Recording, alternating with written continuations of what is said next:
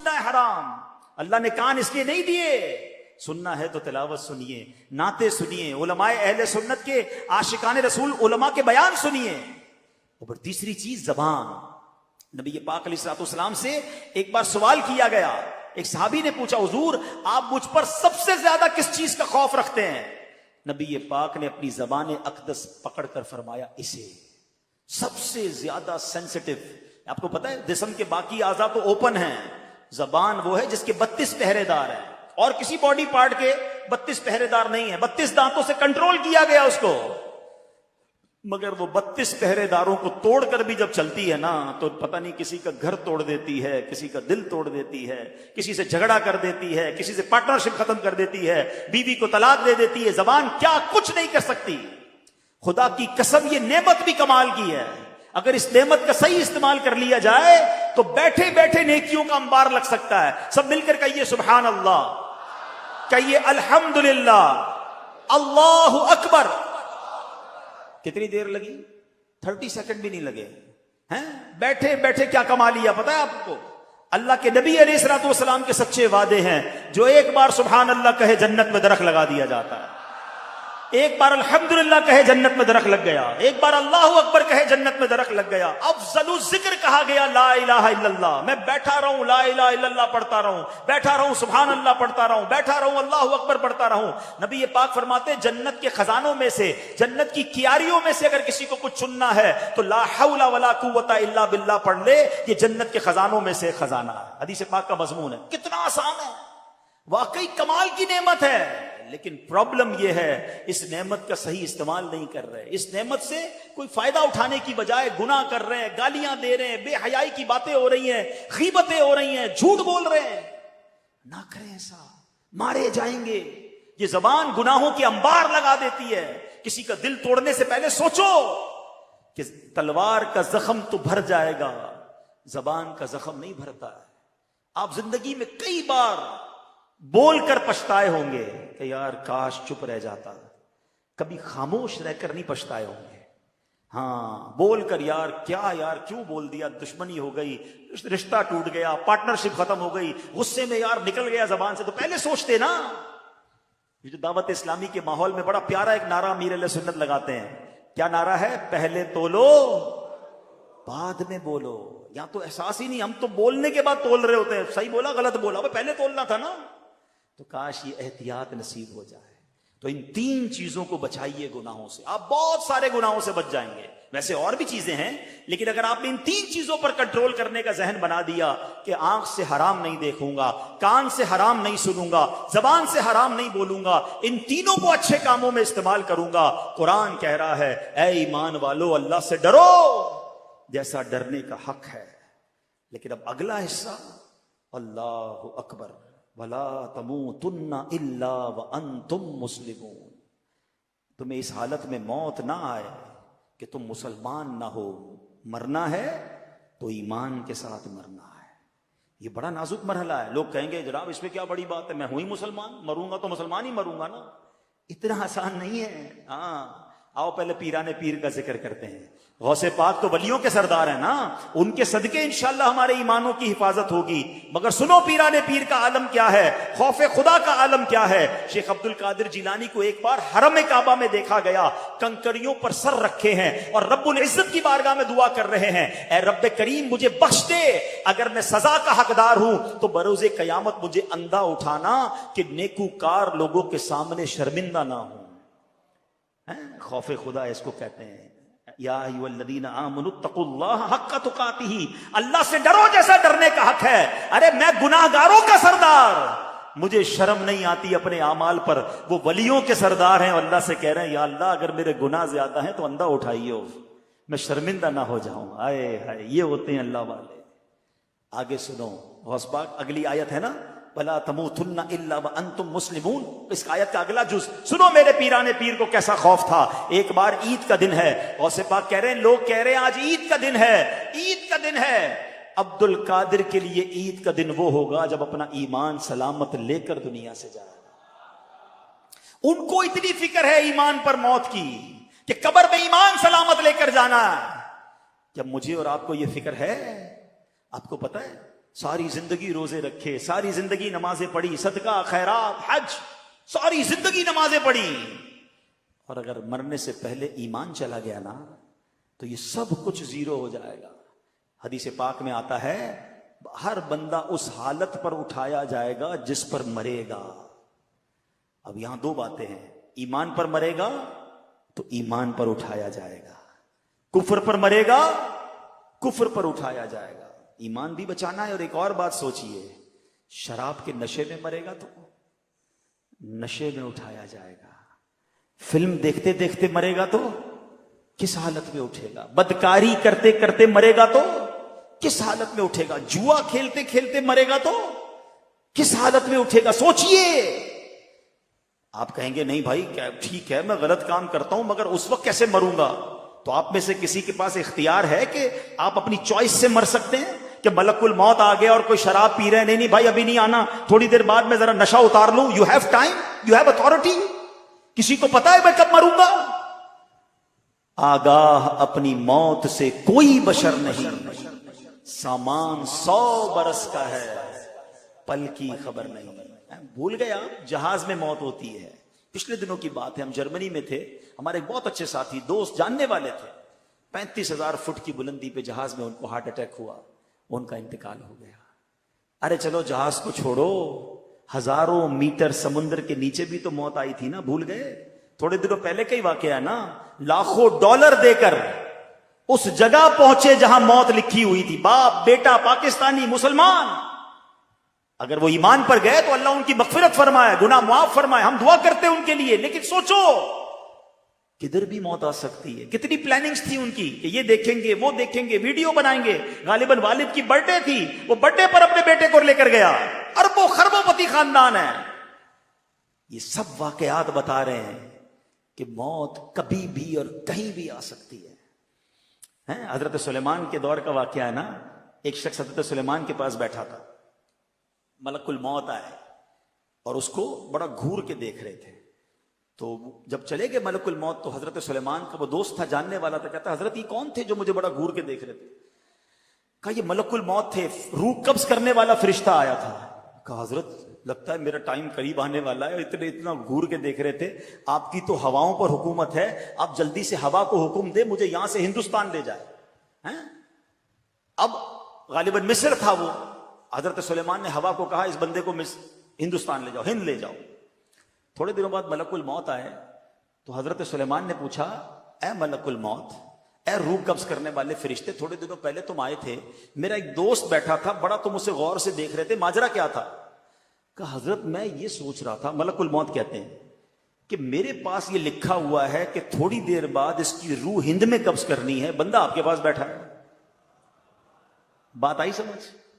اس کو پہنچنا تھا وہاں پر، اس نے خود کہا حضرت سلیمان سے کہ حضور آپ ہوا کو حکم دیں کہ مجھے ہند پہنچایا جائے، وہیں پہنچیں گے میں اور آپ، اللہ کرے مدینے پہنچے۔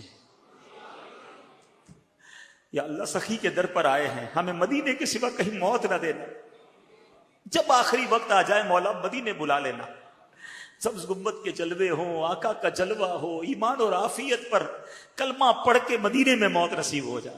خدا کی قسم خوش نصیب ہے جو مدینے میں مرتا ہے۔ نبی پاک نے فرمایا تم میں سے جس سے ہو سکے وہ مدینے میں مرے، کہ جو مدینے میں مرے گا میں اس کی شفاعت کروں گا۔ ایمان پہ دے آمین آمین۔ موت مدینے کی گلی میں،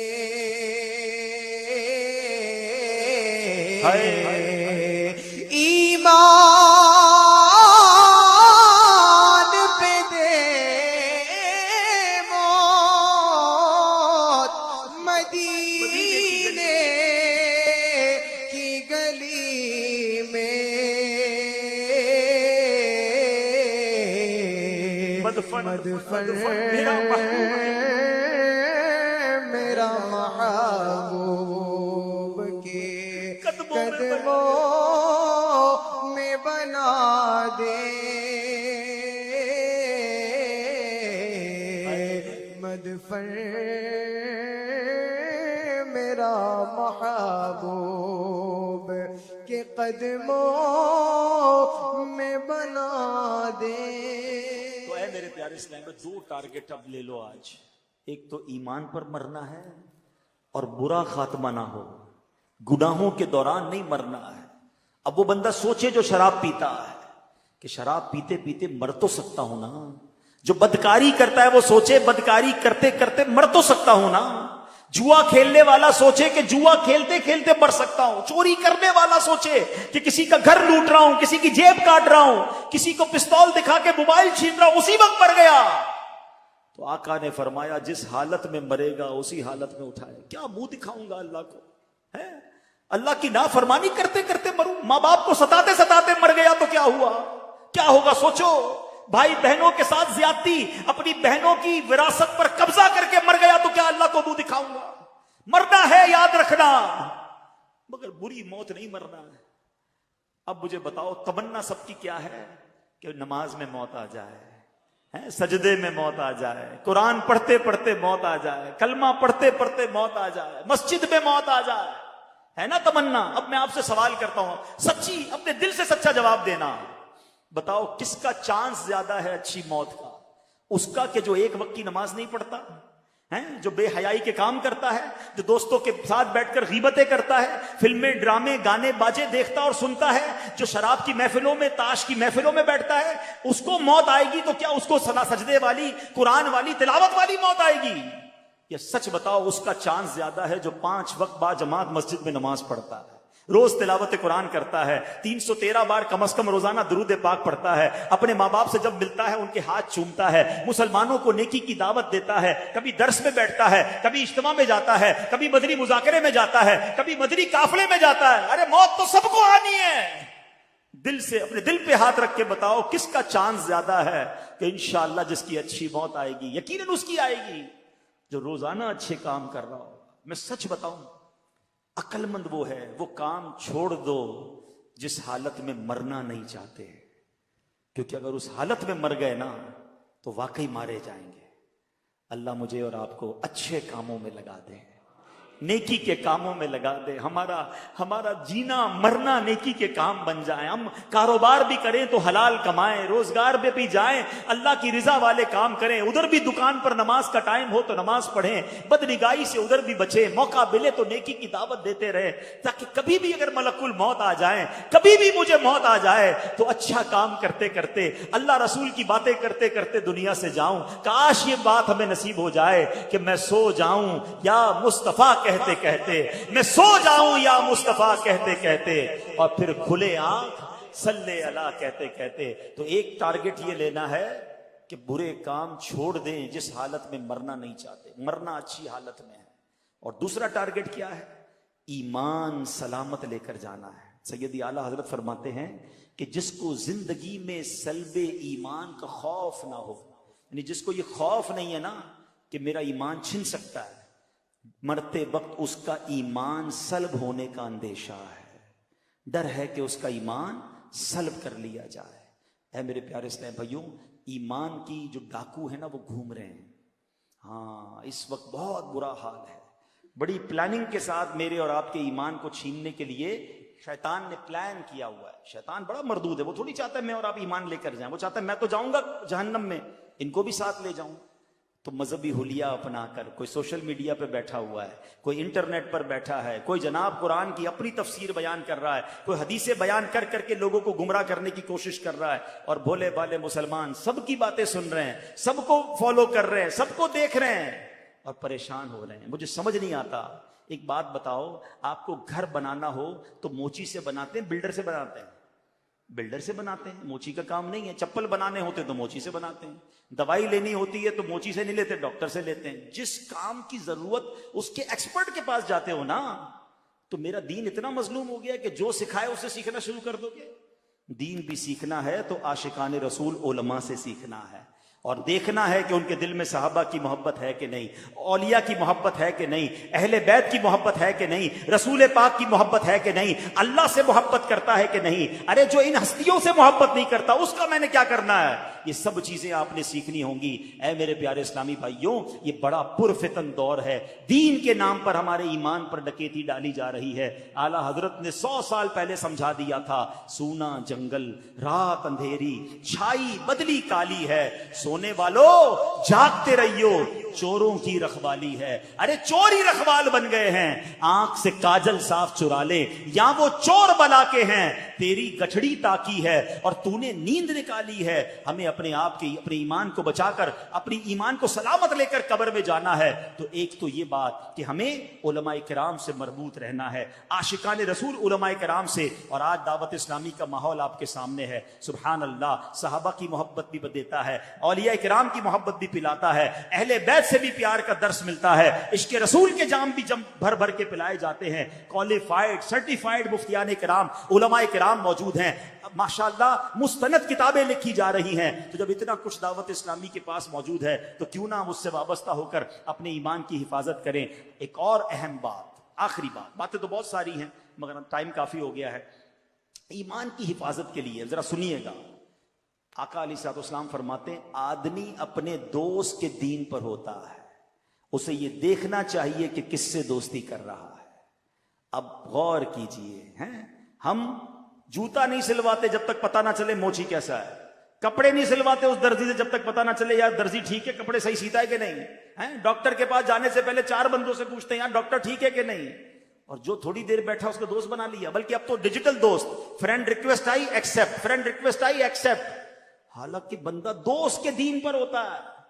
اب لوگوں سے پوچھو نا یار تم نے اس کو دوست بنایا جو صحابہ کو برا بھلا کہتا ہے؟ ہاں بھائی اس کا عقیدہ ہے، میں تو بس صرف دوست ہوں، چائے پیتے ہیں رات کو بیٹھتے ہیں۔ کوئی ہے بھائی وہ اہل بیت کو برا بھلا کہہ رہا ہے؟ ٹھیک ہے اس کا عقیدہ ہوگا دوستی، میں تو بس ایسی ہم کھاتے پیتے ساتھ ہیں۔ غور کیجئے یہ کدھر جا رہے ہو آپ؟ بد عقیدہ سے دوستی کرو گے؟ چلو میں آپ سے ایک سوال کرتا ہوں، کوئی آپ کی ماں کو برا بھلا کہے، آپ کے والد کو برا بھلا کہے، رات کو بیٹھو گے چائے پینے اس کے ساتھ؟ جاؤ گے اس کے گھر پہ؟ بلاؤ گے اس کو گھر پر؟ نہیں۔ میری ماں کو برا بھلا کہے میں اس کا گریبان پکڑ لوں، اور مومنین کی ماں کو برا بھلا کہے میں اس سے دوستی کروں؟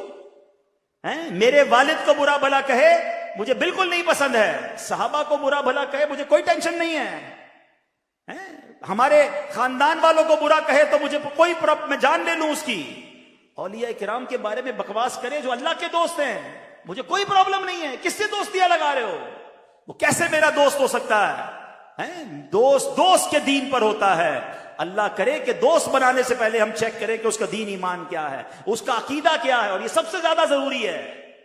اگر وہ اللہ رسول کا نہیں، صحابہ اہل بیت کا نہیں، چاہے میرا رشتہ دار کیوں نہ ہو، میرا اس سے کوئی تعلق نہیں ہے۔ الحب فی اللہ والبغض فی اللہ، محبت بھی اللہ کے لیے ہے، اگر دشمنی ہے تو اللہ کے لیے ہے، ذاتی کوئی دشمنی نہیں، ذاتی کوئی محبت نہیں۔ آخری بات سن لو، امام حسن مجتبیٰ نے ایک بار مولا علی سے سوال کیا، نواسہ رسول ہے نا، کہتے ہیں اے بابا جان کیا آپ مجھ سے پیار کرتے ہیں؟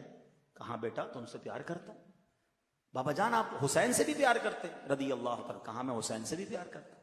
آپ نبی پاک سے بھی پیار کرتے ہیں؟ کہاں آپ کے نانا جان سے بھی پیار کرتا ہوں۔ آپ اللہ سے بھی پیار کرتے ہیں؟ کہا میں اللہ سے بھی بہت محبت کرتا ہوں۔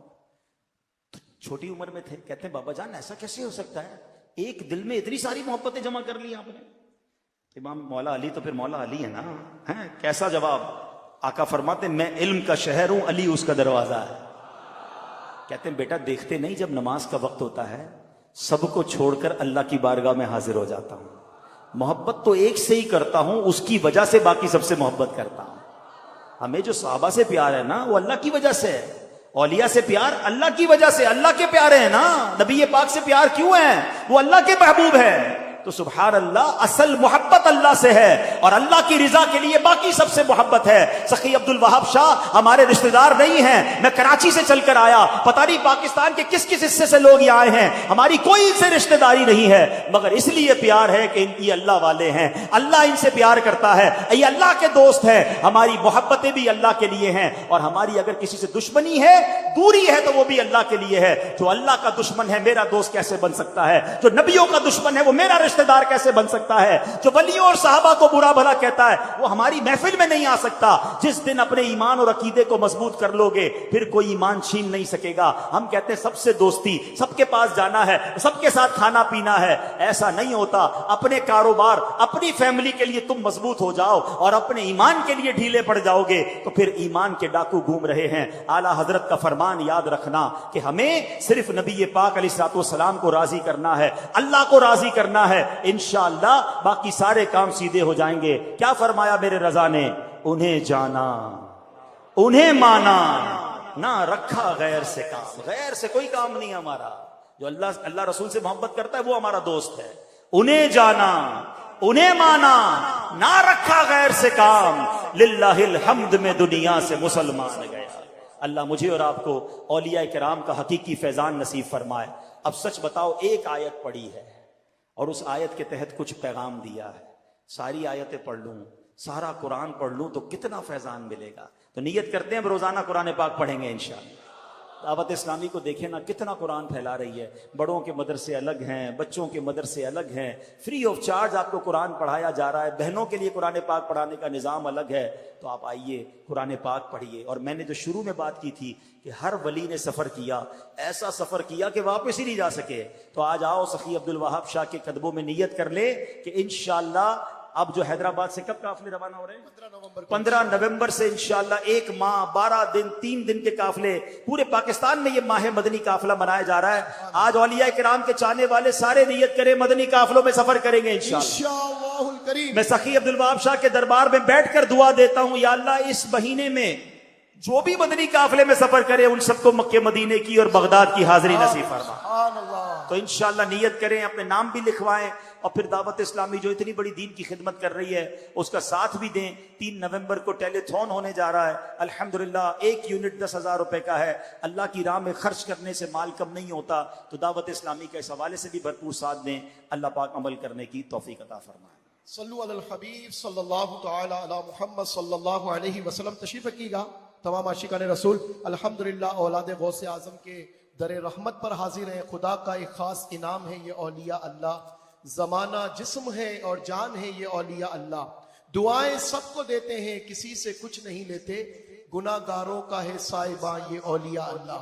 قادری سلسلے کے عظیم بزرگ کے در پر حاضر ہے اور الحمدللہ غوث پاک رحمت اللہ تعالی علیہ فرماتے ہیں میرا کوئی مرید بغیر توبہ کے نہیں مرے گا. اور شیخ طریقت امیر اہل سنت قادری سلسلے میں بیعت کرواتے ہیں اور امیر اہل سنت نے کئی عاشقان رسول کو، مرکزی مجلس شورا کو، اسلامی بھائیوں کو اس بات کی اجازت عطا فرمائیے کہ وہ اپنے ذریعے سے شیخ طریقت امیر اہل سنت، دنیا اہل سنت کے امیر کا اور امیر اہل سنت کے ذریعے غوث پاک کا مرید کروا سکتے ہیں. یقین جانیں یہ اتنا خوبصورت موقع ہوتا ہے کہ سخی کے در پر ہیں، قادری سلسلے کے بزرگ کے در پر ہیں اور یہیں سے ان کے جد اعلیٰ کے دامن سے وابستہ ہوں گے. تو ماشاءاللہ ترجمان دعوت اسلامی، مرکزی مجلس شورا کے رکن، ہر دل عزیز دعوت اسلامی کی شخصیت مولانا حاجی عبد الحبیب اتاری صاحب، جنہوں نے شفقت فرمائی، محبت کی، مان دیا اور ایک مرتبہ پھر الحمدللہ دربار عالیہ میں بیان کے لیے انہوں نے عرض قبول کی اور کرم نوازی فرمائی.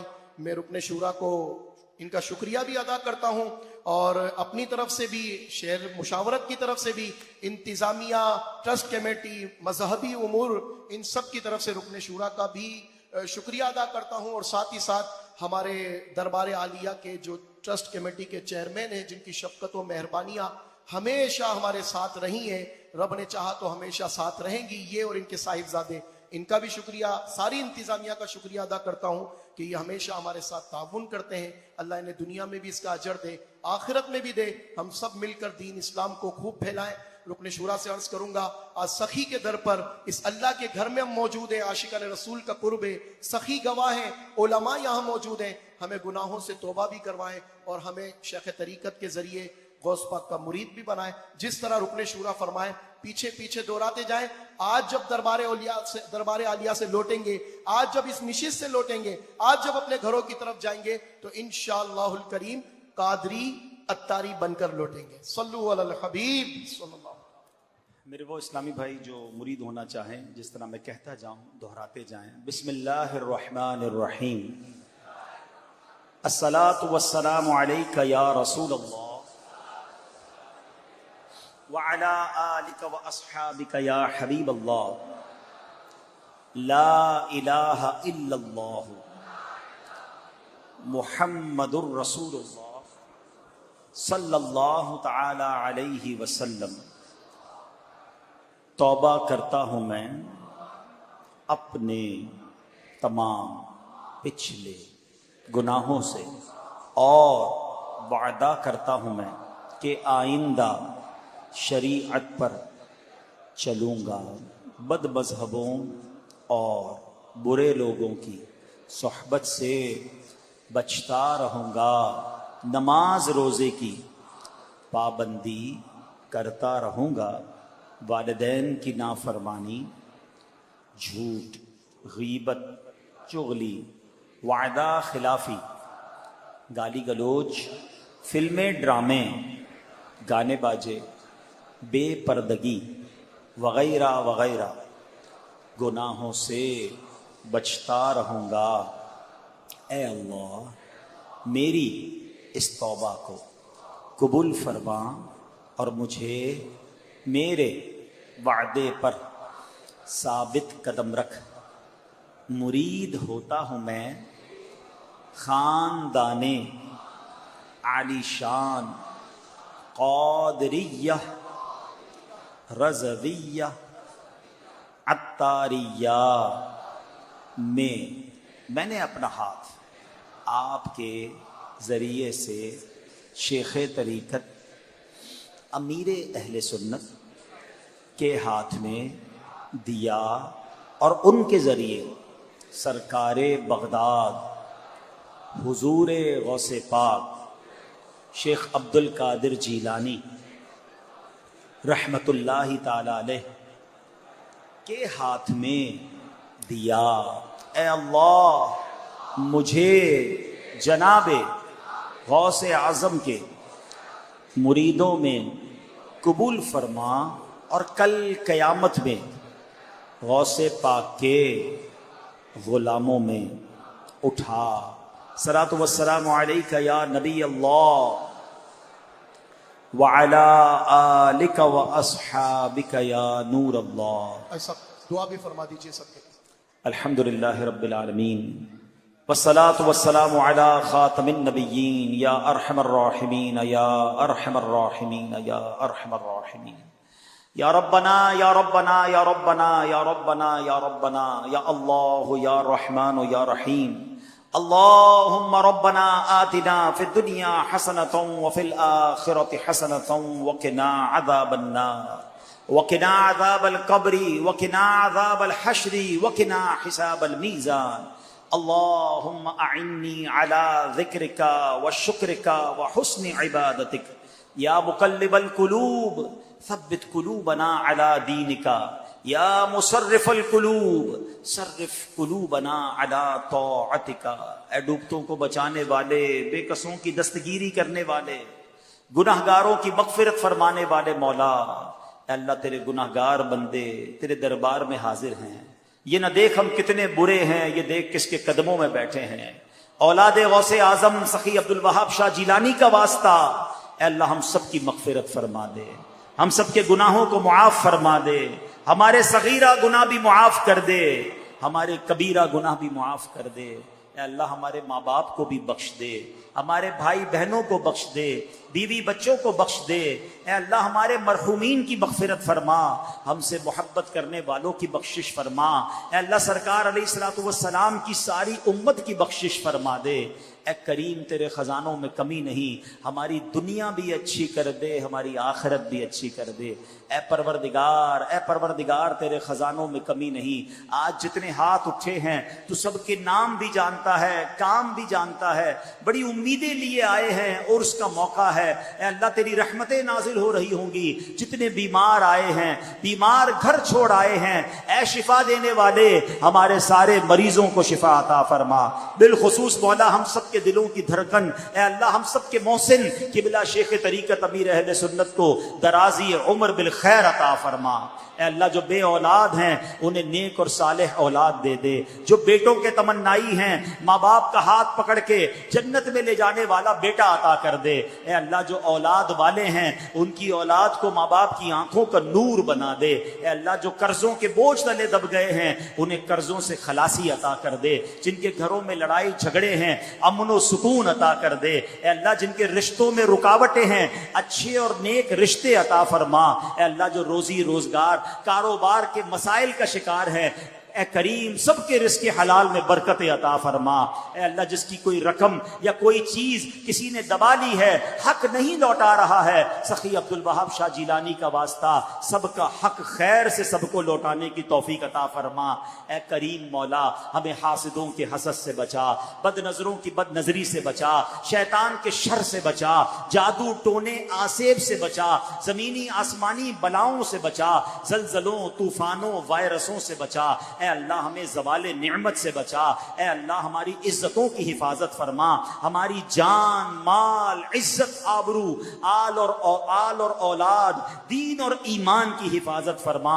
اے رب کریم تیرے دربار میں التجا ہے فلسطین کے مسلمانوں کی غیب سے مدد فرما۔ اے اللہ ہمارے پاکستان کو خوشحالی اور ترقیاں عطا فرما، عالم اسلام کا بول بالا فرما، دعوت اسلامی کو ترقیاں اور عروج عطا فرما۔ سخی عبد الوہاب شاہ جیلانی کے مزار کی جو انتظامیہ ہے، اے اللہ جو ہم سے اتنی محبت کر کے ہمیں اجتماع کا موقع دیتے ہیں، اے اللہ ان کے درجات کو بلند فرما۔ اے اللہ ان سے اور اخلاص کے ساتھ سنتوں کی اور نیکیوں کی خدمت لے لے۔ اے اللہ ان کی عزتوں میں اضافہ فرما۔